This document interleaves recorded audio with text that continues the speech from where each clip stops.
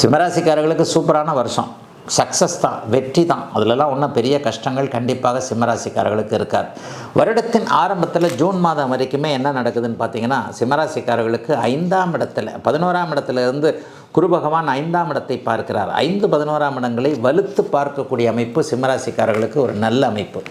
அட்டமத்து சனி நடக்குதுன்னு ஏதாவது நினச்சிங்கன்னா மனசுலேருந்து அந்த பயத்தை அப்படியே தள்ளி வச்சுருங்க. அட்டமத்து சனிக்கு இந்த வருடம் முழுக்கவே கோச்சார வேதை இருக்கிறது.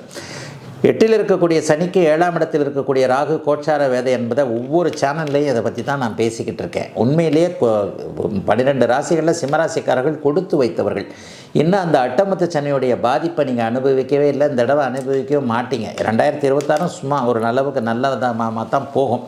சில பேருக்கு என்ன ஹெல்த் இஷ்யூஸில் ஏதாவது பயம் இருக்கும், ஆனால் அது பயப்பட தேவையில்லை. அப்படிலாம் ஒன்றும் பெரிய ஹெல்த் இஷ்யூஸ் வராது.